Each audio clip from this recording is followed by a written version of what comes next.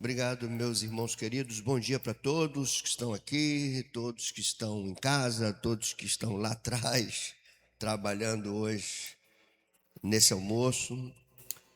Agradeço a Deus pela vida do pastor Daniel, mais um aninho. Ele veio dizer que eu sou uma bênção na vida dele. Eu falei, não, você tem sido uma grande bênção, assim como o pastor Daniel também. Esses dois têm sido bênção, como os irmãos que estão aí comigo nesse momento, apoiando. E uma das coisas que a gente mais precisa nesse momento é estar com os nossos irmãos. E é o que a gente está fazendo aqui. Irmãos, eu sempre procurei compreender a mim mesmo, dirigir a minha vida, corrigir a mim mesmo, me educar à luz da Escritura. A Escritura mostra quem Deus é, mostra o que Deus quer, mostra quem eu sou nele, quem eu sou fora dele. A Escritura me ensina a viver, a Escritura me faz enxergar a realidade à minha volta, a Escritura me fornece uma cosmovisão. Eu sempre falei, desde a minha conversão, que a minha conversão a Cristo não foi apenas a garantia de uma morada celestial, mas foi o início de uma maneira de viver que eu desconhecia. E essa maneira de viver eu procuro conduzi-la até hoje, a despeito das nossas limitações, falhas, pecados, nem tudo aquilo que a gente quer fazer a gente consegue. Isso tudo eu tenho procurado também instruir a igreja. Como o pastor Daniel falou aqui, que eu tenho instruído, e meu desejo é instruir a igreja à luz da Escritura. Eu não tenho outra coisa para dar para vocês senão a Escritura. A Escritura que me ensinou o caminho da salvação, me ensinou o caminho de como viver como salvo, me ensinou a discernir a realidade à minha volta, o mundo, a cultura na qual estou inserido, a Escritura. Então, o que eu tenho para dar à igreja é a Escritura. Eu não tenho outras coisas para dar à igreja. Então, se você está aqui, que você esteja pela Escritura que nós procuramos ser fiéis ao dono dela, aquele que registrou sua palavra. E hoje eu quero chamar você a refletir na Escritura, em palavras de Jesus. E está no Evangelho de João, no capítulo 17, um capítulo muito, muito especial de toda a Escritura. E a gente vai ler o capítulo, ele é longo, né? A gente vai ler apenas do versículo 14 até o versículo 21. São, se não me engano, são 26 versículos esse capítulo. A gente vai ler aí do 14 ao 21. A palavra do Senhor diz assim, João 17, versículos 14 até o 21, que diz assim, eu lhes tenho dado a tua palavra, e o mundo os odiou, porque eles não são do mundo, como também eu não sou. Eu não peço que os tires do mundo, e sim que os guardes do mal. Eles não são do mundo, como também eu não sou. Santifica-os na verdade. A tua palavra é a verdade. Assim como tu me enviaste ao mundo, também eu os enviei ao mundo. E é a favor deles que eu me santifico a mim mesmo, para que eles também sejam santificados na verdade. Eu não rogo somente por estes, mas também por aqueles que vierem a crer em mim por intermédio da sua palavra, a fim de que todos sejam um, e como és tu, ó Pai, em mim e eu em ti, também sejam eles em nós, para que o mundo creia que tu me enviaste. Ó Deus, nós oramos de forma humilde e dependente a ti. Pedimos que tu nos traga a clareza da tua palavra, que o teu Espírito venha aplicá-la na nossa mente, no nosso coração, que não haja dúvida do teu querer, enquanto vamos expor a tua palavra. Que o nosso coração seja movido pelo teu Espírito para responder ao teu querer, negando a nós mesmos, negando nossas vontades, para que a tua vontade se cumpra. Precisamos da tua graça, Senhor. Precisamos da tua misericórdia. Precisamos do teu Espírito fluindo em nós, por meio de nós. Assim oramos, confiando que tu nos ouves, Senhor. Fazemos isso em nome de Jesus. Amém. Irmãos, essas palavras são palavras muito especiais. Eu tenho certeza que você já leu esse capítulo. Ele é um capítulo muito precioso dentro do Evangelho de João, porque são palavras de Jesus. É um texto raro, um registro de Jesus orando ao Pai. Só de pensar nisso a gente já fica impressionado. Jesus orando ao Pai, essas palavras estão sendo registradas, elas foram sopradas pelo Espírito. O autor bíblico registrou essas palavras precisam ser refletidas, precisam ser compreendidas, precisamos aprender com elas, precisamos colocá-las na nossa vida, precisamos perceber o que ela nos fala, o que ela requer de nós, as implicações que essas palavras têm nas nossas vidas. Então são palavras profundas porque foram ditas pelo próprio Jesus. São palavras profundas porque são ditas por Jesus ao Pai em oração, momento da particularidade devocional de Jesus. São palavras preciosas porque elas também são palavras, se você perceber o texto, são palavras de transição. São palavras que ele direciona ao Pai, entregando a obra que o Pai confiou a ele e agora chamando os seus discípulos para continuar a obra. Então essas palavras, ela tem um contexto de transição. O Senhor está como que entregando o bastão a nós para continuar. Quando você abre o livro dos Atos dos Apóstolos, você vai ver palavras extremamente significativas que se conectam com essas aqui, mesmo que numa primeira olhada você não perceba isso. O autor do livro dos Atos, Lucas, e ele escreve assim: eu te escrevi um primeiro tratado, que é o Evangelho de Lucas, dizendo o que Jesus começou a fazer e a ensinar. O livro dos Atos, então, mostra que aquilo que Jesus começou, agora é dado continuidade por aqueles que ele tirou desse mundo para reenviá-los ao mundo do qual eles foram tirados. Então isso tem implicações na minha vida muito profundas. Aqui Jesus está como que entregando um relatório de missão cumprida ao Pai. Ele está indo de volta ao Pai com missão cumprida. E agora ele está delegando missão aos seus discípulos. E esses discípulos, que nós estamos inseridos entre eles, temos a mesma responsabilidade de Jesus, de entregar a ele uma missão cumprida. No verso 4 desse texto, eu peço que você leia, João 17, ele vai dizer a maneira de glorificar a Deus aqui na terra. E que me perdoe aí os pentecostais e neopentecostais, não se glorifica a Deus gritando glória a Deus na igreja. Não é essa a maneira, embora a gente respeite essas expressões, e não tem nada de errado nelas, né? Mas algumas pessoas pensam que glorificar a Deus é dar glória a Deus na igreja. Mas aqui ele diz assim, verso 4, capítulo 17, que é o capítulo que a gente está aqui refletindo, ele diz, ele está dirigindo as palavras ao Pai, tá? Bom que você entenda isso. Quer ver? Olha o verso 1. Tendo Jesus falado estas coisas, levantou os olhos e disse, Pai. Então ele está orando ao Pai. No verso 4, ele vai falar ao Pai, eu te glorifiquei na terra. Jesus, ele viveu 33 anos, desses 33, 3 foram de ministério, serviço. E agora ele está dizendo, eu te glorifiquei na terra. E a pergunta que a gente faz para o texto é como o Filho glorificou o Pai da terra? E a resposta é, consumando a obra que me confiaste para fazer.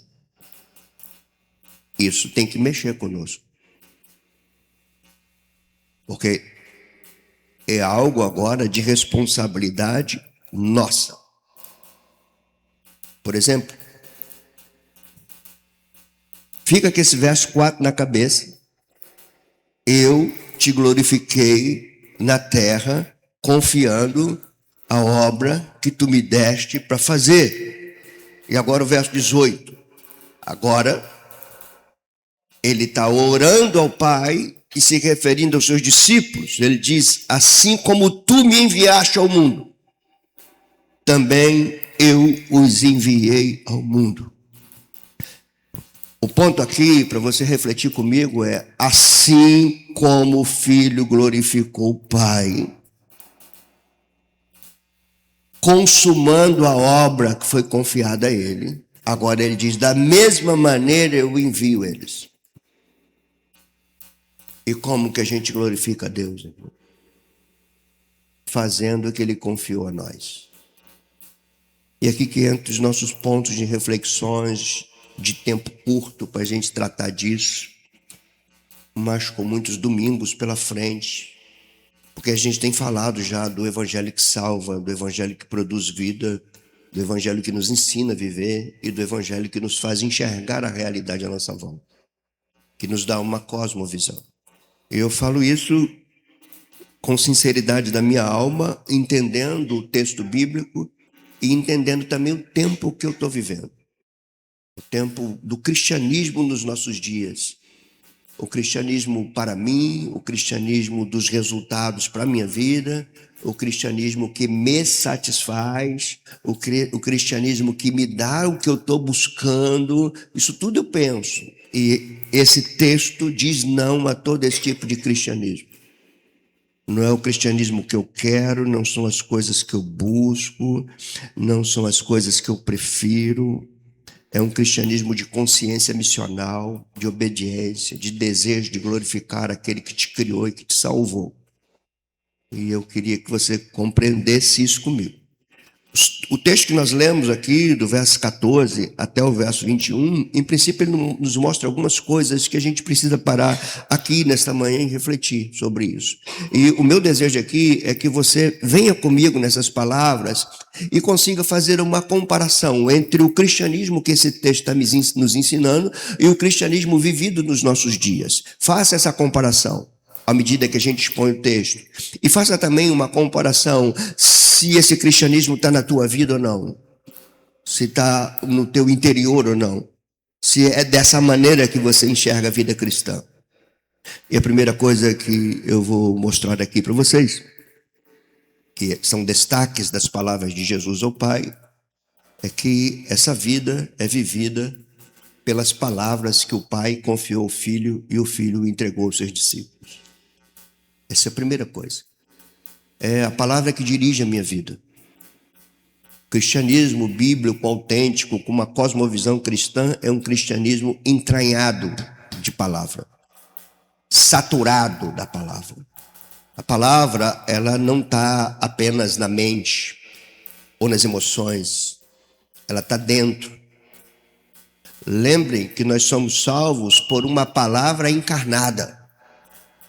O verbo que se fez carne. Era algo que estava dentro dele. E ele começa aqui no texto que nós lemos, no verso 14, ele vai dizer isso. Eu lhes tenho dado a tua palavra. Essa expressão aqui, ela tem que ser considerada. Jesus está falando, não é a minha palavra. Eu transmiti a eles a tua. Eu fui fiel ao que tu me deste, transferi a eles aquilo que tu me deste. E isso já nos faz fazer comparações do cristianismo de hoje. Se há uma atitude de fidelidade na transmissão da palavra de Deus, ou se a palavra de Deus é apenas algo que nós utilizamos para transmitirmos as nossas palavras para conseguir os nossos resultados. Isso já mexe comigo. Isso já deve fazer você pensar. Existe no cristianismo nos nossos dias igrejas abarrotadas de pessoas onde se usa a palavra de Deus para se pregar a palavra de interesse próprio, para atrair a massa e para manter o empresariado gospel.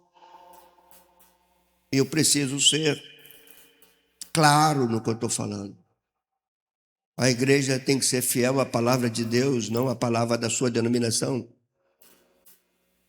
Não a palavra que as pessoas querem ouvir. Não aquilo que as pessoas estão procurando. Ele foi firme. Por isso que ele diz, eu te glorifiquei. Eu te glorifiquei consumando a obra que tu me deste. E o primeiro ponto que ele vai falar aqui é, a obra que tu me deste, eu te glorifiquei porque eu transmiti a tua palavra a eles. Eu estou aqui com 2 pastores, eu estou aqui com líderes de grupo, eu estou aqui com pessoas envolvidas com o ministério, estou aqui com cristãos que têm compromisso ministerial de glorificar a Deus. Ou você ama a palavra de Deus, ou você deseja a palavra de Deus, ou você dirige a tua vida pela palavra de Deus, ou você vai ter um cristianismo falso. É a palavra dele. Repare o que ele diz no verso 8. O que ele diz?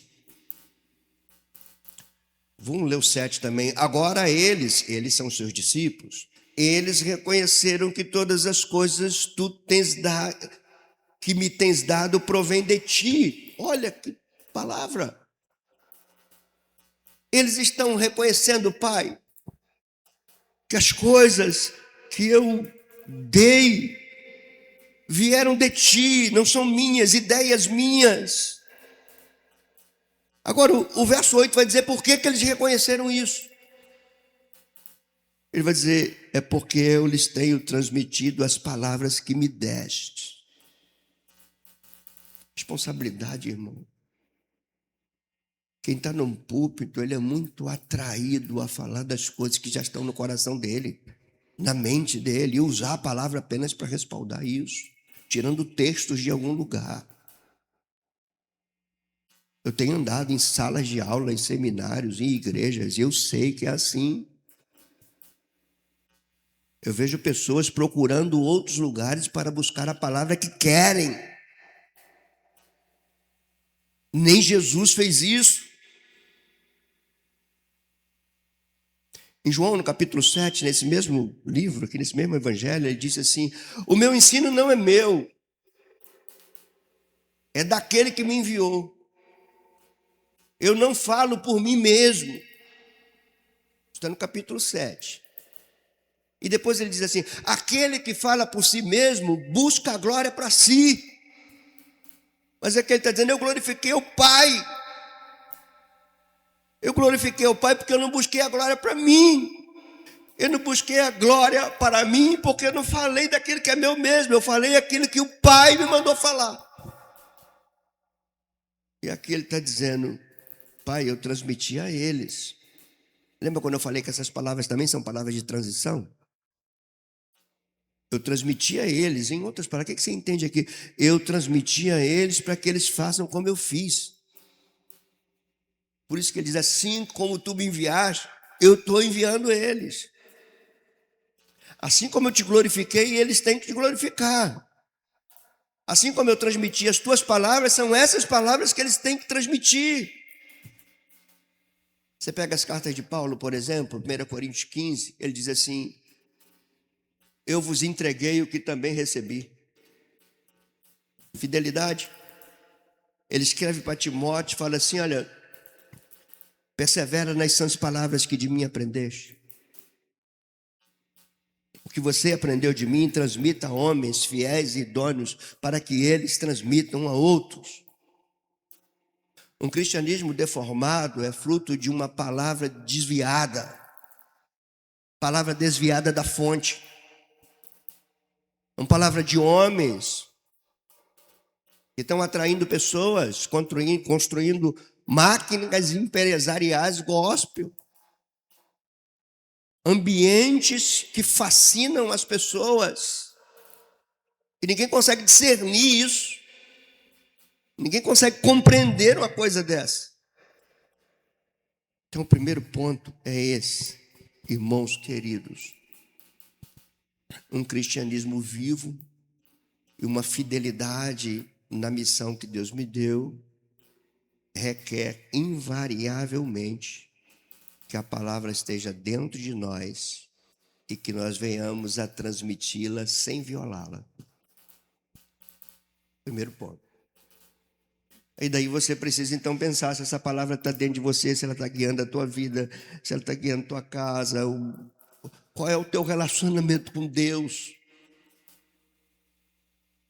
Eu fico assim, vi aqui o pastor Daniel orando pelas pessoas. Você já viu quantas pessoas? Eu não sabia do que aconteceu com a Vanessa. Irmãos, o Evangelho nunca mentiu para nós. Nunca falou que a gente não passaria por dificuldades, por lutas, por adversidades. O Evangelho nos ensina a viver em toda e qualquer situação. Ele nos ensina. Mas o que eu fico perplexo é que a gente está vendo aqui tantas pessoas com luta. Irmãos, uma das coisas que nós mais precisamos, além de Deus acima de tudo, é uns dos outros. Nós precisamos estar juntos. Mas é nesse momento que as pessoas querem outra coisa. Ver você, tocar em você, ver teu sorriso, me faz muito bem. E eu sei que também faz bem para você. Quando uma igreja que prega a verdade vê o esvaziamento dos seus membros, não estou dizendo que está acontecendo, mas quando a igreja prega a verdade, que é fidelidade à verdade, e vê esvaziamento dos seus membros, é porque os seus membros não estão querendo a verdade, eles estão buscando outra coisa para si. Aí eu me lembro Jesus ensinando. E Jesus fez sinais. Jesus multiplicou pães. Jesus saciou a fome. E as pessoas viram os sinais que ele fez. Eu vou atrás dele. Ele faz sinais. Ele sacia as nossas necessidades. Eu vou atrás dele. Não vou medir esforços. Aí ele passou para o outro lado do mar. Vamos lá. Vamos juntos. Chegamos lá. Mestre, demoramos te procurar. Vocês não estão me procurando por causa dos sinais, não. Porque se fosse por causa dos sinais, vocês vinham a mim. Os sinais apontam para mim. Não foi por causa dos sinais, foi porque eu saciei a fome de vocês. Se é isso que vocês estão procurando em mim, vocês vieram na pessoa errada. Os discípulos ficaram perplexos. E eles, quando começam a ouvir isso, não é só satisfazer nossas necessidades, não. Esse discurso é duro. Essa palavra eu não quero. Eu quero apenas me satisfazer dele. Mas essa palavra eu não quero. Eu vou embora. E foram todos embora. E ficaram os discípulos de Jesus. E ele olha para os discípulos e fala assim: olha, se a intenção de vocês, a motivação de vocês é a mesma deles, pode ir embora. Porque eu vou transmitir as palavras do meu Pai. Essa é a missão que ele me deu. Sabe o que Pedro respondeu? Para quem iremos? Só tu tens a palavra da vida eterna.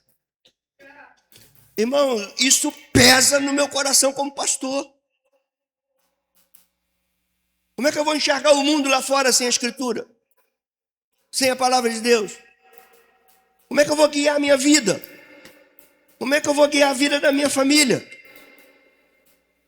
Então, a primeira coisa, irmãos, é isso. Não há cristianismo sem fidelidade. A palavra que o Pai deu ao Filho, que o Filho deu aos apóstolos e que os apóstolos lançaram sobre a igreja. A igreja perseverava em quê? Na doutrina dos apóstolos. Por quê? A doutrina dos apóstolos era a doutrina do Filho. E a doutrina do Filho era a doutrina do Pai. Ninguém pode mexer nisso. Circuito fechado. Ninguém mexe.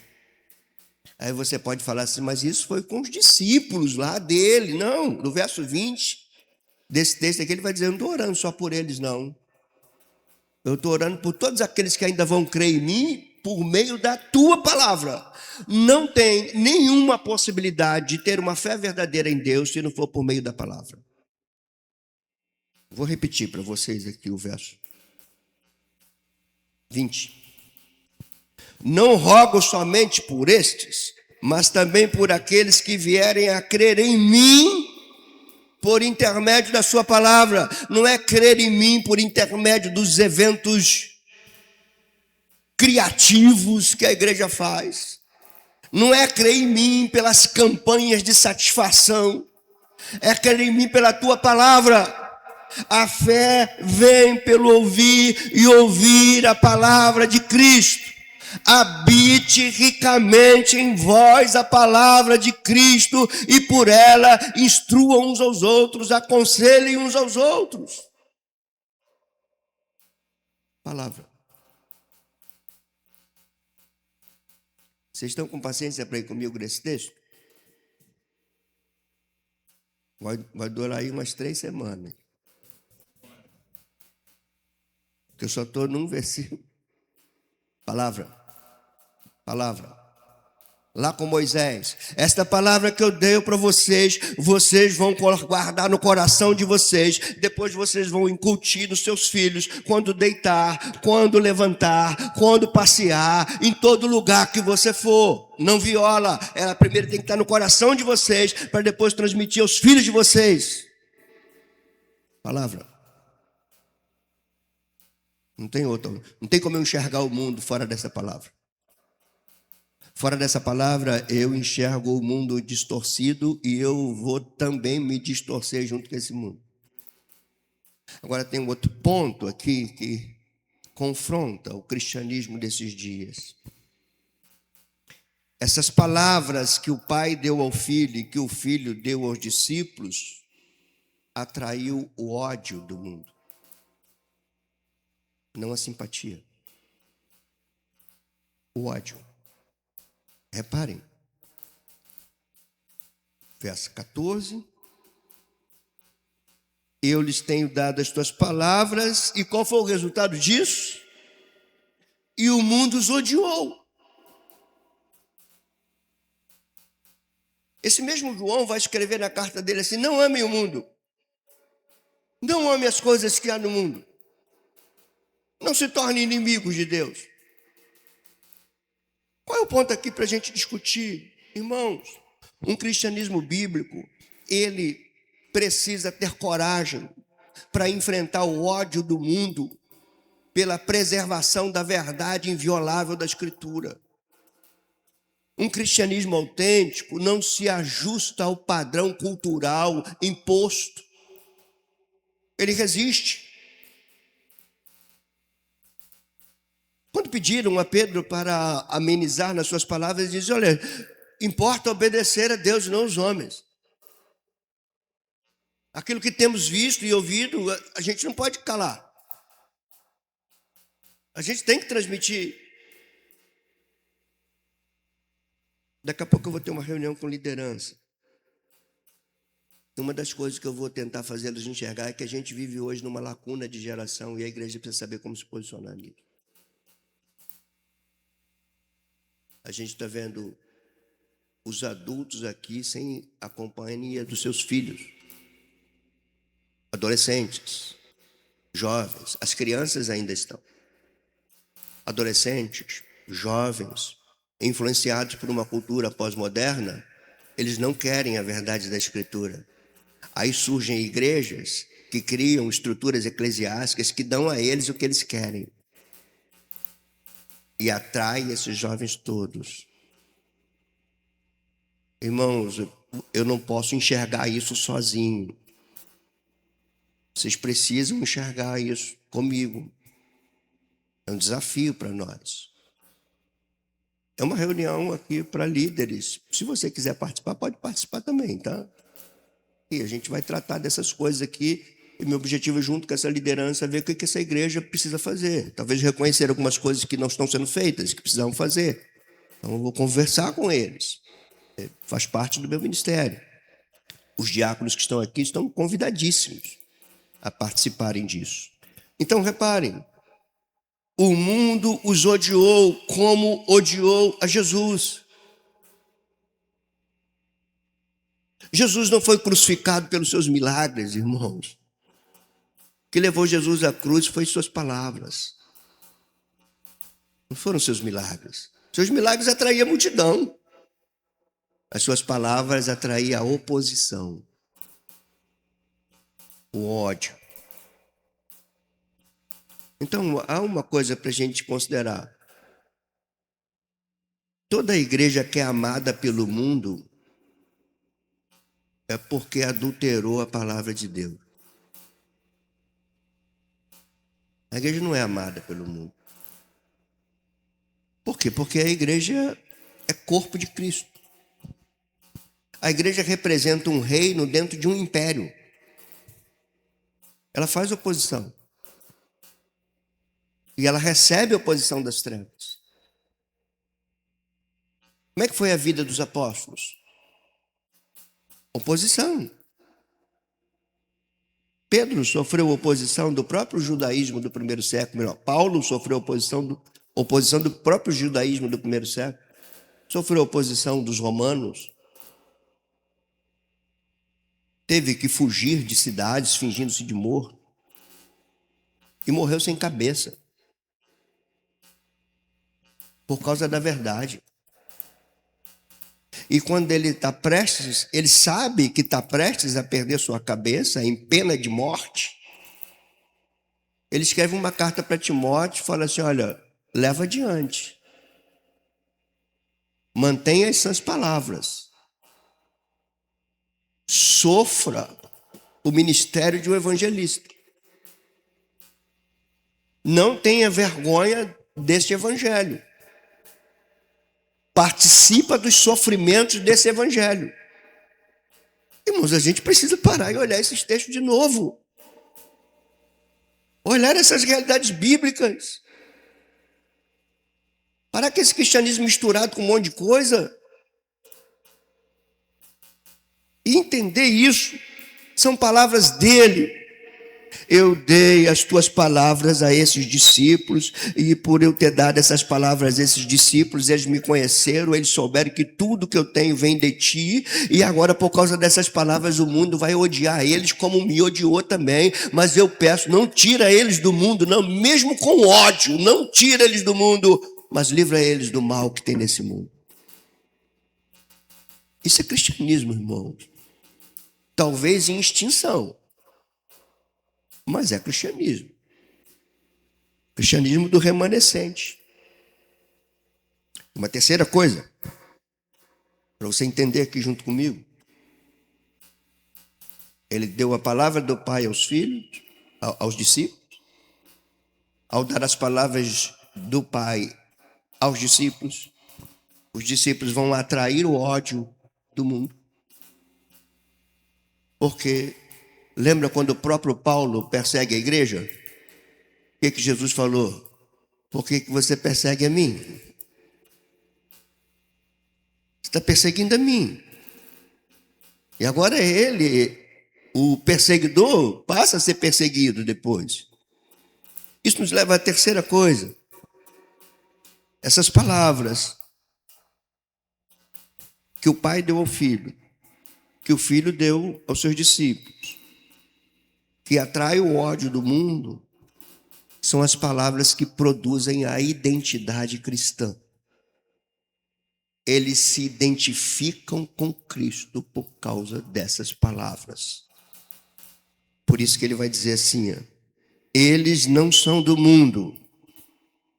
A palavra-chave agora aí é uma símile, um gênero, uma forma literária. Símile quer dizer similar, comparado, como alguém. Então ele diz, eles não são do mundo, como também eu não sou.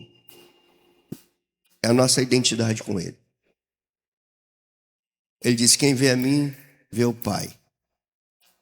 Deveríamos dizer, quem vê a mim, vê a Cristo.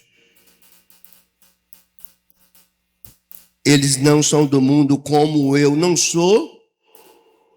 Eu os envio ao mundo como eu fui enviado. Identidade. Uma cosmovisão cristã precisa de cristãos identificados a Cristo. E um cristão identificado ao Cristo é um cristão que atrai o ódio da oposição deste mundo. Mas é um cristão dirigido pela palavra que o Pai deu ao Filho e que o Filho deu aos discípulos, que os discípulos lançaram na igreja e que a igreja deve perseverar nessas palavras, anunciar essas palavras, proclamar essas palavras, dirigir sua vida por essas palavras. É luta, irmãos, porque tem algo aqui importante. E algo assim entristecedor também que eu falo agora. Quem procura ser fiel à palavra que o Pai deu ao Filho e que o Filho deu aos apóstolos, deveria atrair oposição somente do mundo. Mas esses que querem ser fiel à Escritura atraem oposição da própria igreja. A própria igreja está resistindo à verdade. A gente tem sombras disso no Antigo Testamento, muitas delas. A resistência à verdade. Os profetas verdadeiros eram chamados de falsos profetas e os falsos profetas eram endeusados. E os falsos, não sei se você vai comparar com hoje, mas os falsos profetas, eles recebiam para trazer palavras que ia ao encontro daquilo que eles desejavam. Será que tem alguma coisa a ver com hoje? Irmãos, olha, eu falo porque eu sei que vocês não vão me interpretar mal. Valorize o que Deus está dando para vocês por meio desse púlpito. Valorizem isso. Raro encontrar. Raro. O púlpito virou uma ferramenta empresarial muito poderosa. De mexer com massas, de atrair multidão, e é claro que vai colocar Deus no meio. Claro que vai. Coloca Deus no meio para atrair uma multidão e preservar uma máquina empresarial. Gente, você está vendo irmão com irmão brigando judicialmente por marcas de igreja. Vocês estão vendo isso? Famílias divididas no meio gospel por causa disso. Você está vendo dentro do cristianismo, alas do cristianismo de viés socialista, esquerdista, que nega a Escritura, que diz que a Escritura não é a palavra de Deus. E muitos, quando eu falo, irmãos, e eu vou repetir isso, eu vou parar por aqui que não vai dar para continuar. E eu vou repetir isso. Esse ano é um ano de eleição. A questão não é ter cuidado com a pessoa que você vai votar. Você tem que ter cuidado com o regime que ela vai defender. E pouca gente lê isso. Um cristão não pode votar num regime anticristão. Não dá. Um cristão não pode votar num regime que nega todos os paradigmas cristãos de família, de sexo, de sexualidade, de respeito, autoridade, de tudo. Eu estou aqui para expor a verdade para essa igreja. Agora, a tua mente é disputada. Eu estou aqui 50 minutos a 1 hora falando. A tua mente vai ser bombardeada a semana toda. E talvez eu esteja falando com uma mente que já está contaminada por muitas outras coisas. Então, até a água limpa, tirar a água suja, demora. E você bota um balde de água suja debaixo de uma torneira de água limpa, vai demorar um pouco para aquela água suja sair e ficar só água limpa. É por isso que eu vou pregar até o último dia da minha vida. Para que a água limpa da torneira da Escritura tire a água suja do coração e da cabeça das pessoas. Eu dei a tua palavra a eles, e isso gerou ódio, mas é isso que identifica eles comigo. Você quer isso para a tua vida? Palavra dirigindo tua mente, teu coração, palavra genuína que vem do Pai. que é registrada na Escritura, que é exposta para você. Essa palavra, você está disposta a ela, você está disposta a submeter essa palavra, absorver essa palavra, mesmo sabendo que o mundo vai te rejeitar, vai te odiar, vai dizer que você é retrógrado, vai dizer isso, vai dizer aquilo outro, vai dizer aquilo. Você está disposto a isso mesmo? Se você fala assim, sim, então você vai se identificar com Cristo. Do contrário, não. Como a gente faz isso? Olha, irmãos, tem algo que a igreja tem deixado de pregar, que é a necessidade de comunhão com o Espírito Santo. Nós não somos páreo para isso, para enfrentar o ódio do mundo. Não somos. Vocês lembram? Jesus fala assim, olha, aqui ele está se despedindo, ele está orando ao Pai e já está se despedindo dos discípulos. Lembra que ele falou assim em João 14, ele vai dizer assim, não fique com o coração turbado não. Para onde eu vou, agora vocês não podem ir. Vocês vão ficar aqui. Depois, eu vou preparar o lugar, depois eu vou vir pegar vocês e vocês vão estar comigo para sempre. Mas por enquanto vocês vão ficar aqui. Não turbe o coração de vocês. Creiam em Deus. Creiam também em mim. Eu vou, mas eu vou enviar um outro consolador. Vocês não vão ficar só. Vocês não conseguem por vocês mesmos. Vocês não são páreo para a hostilidade desse mundo. Eu vou enviar um consolador e vou dizer com muita firmeza para vocês, não se atrevam em sair da cidade antes que esse Espírito não venha a ser derramado sobre vocês.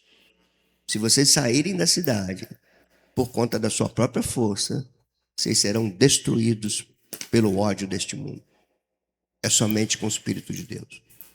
Por isso, irmãos, nós estamos num tempo de restaurar nossa comunhão com o Espírito Santo, de buscar nos revestir do poder dele. Não é o poder para fazer barulho no culto, é poder para testemunhar.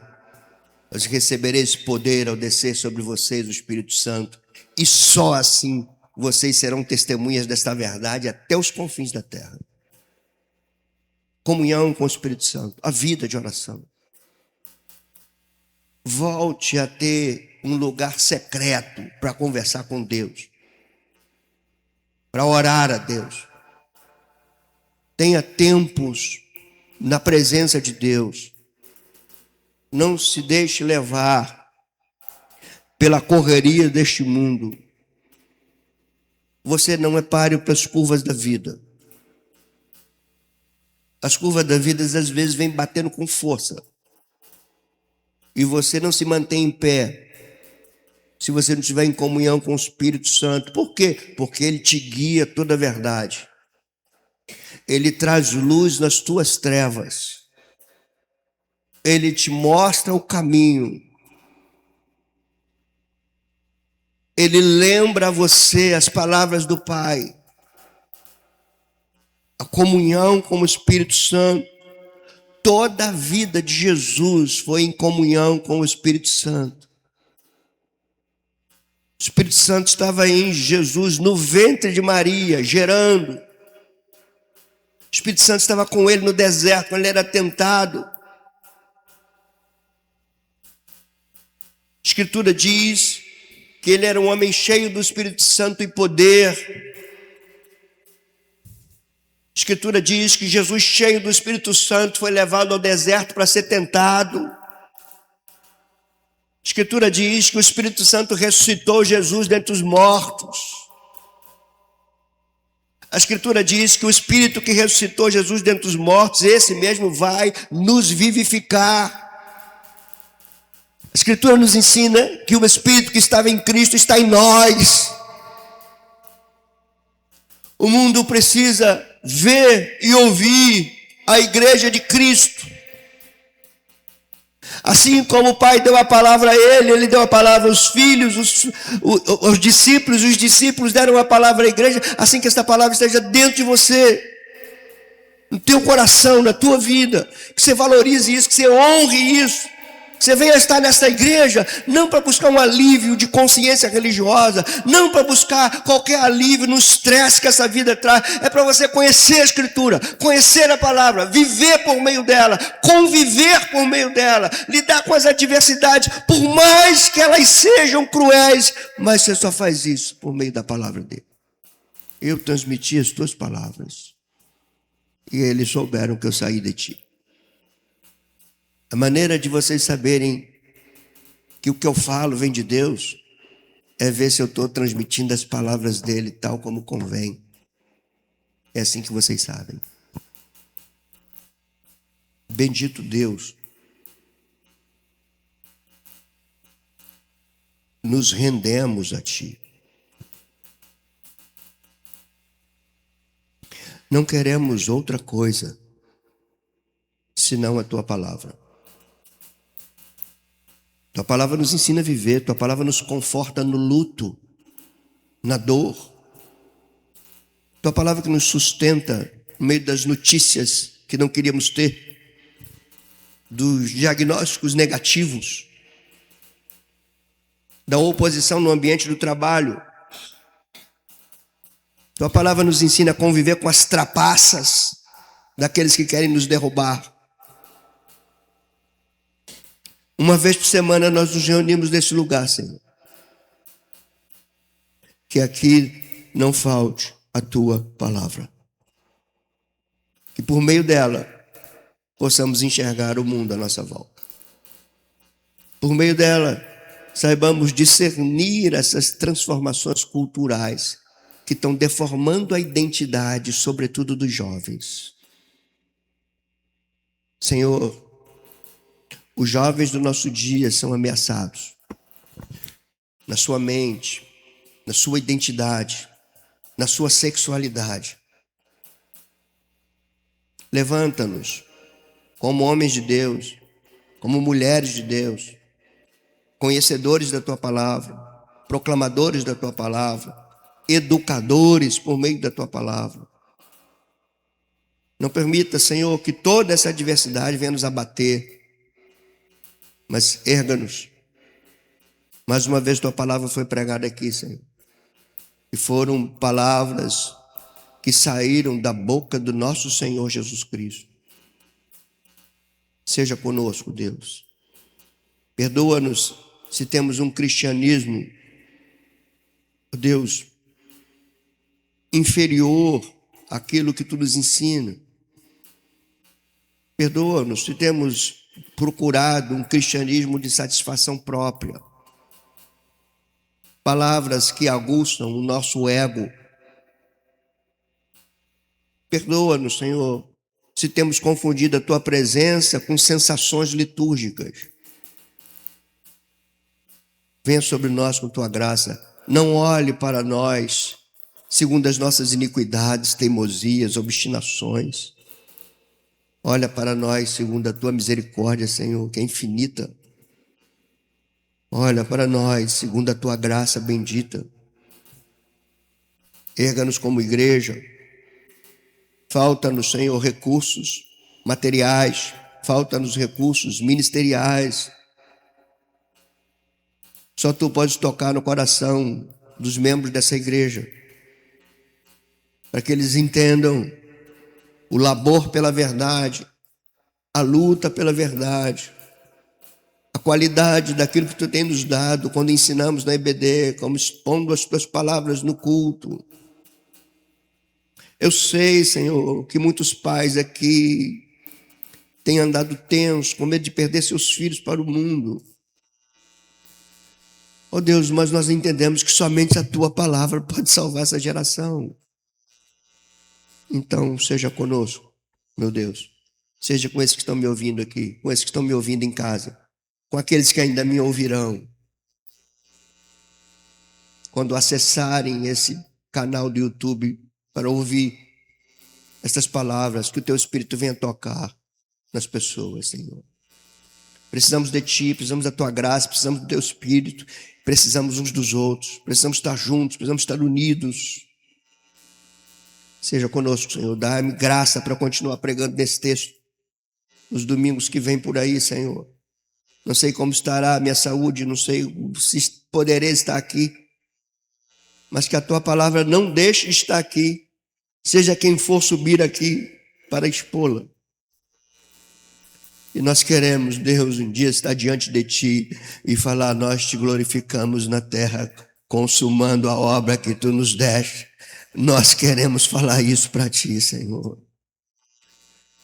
Encha o nosso coração do teu Espírito, da tua palavra. É a nossa oração, Santo Deus, em nome de Jesus Cristo. Amém.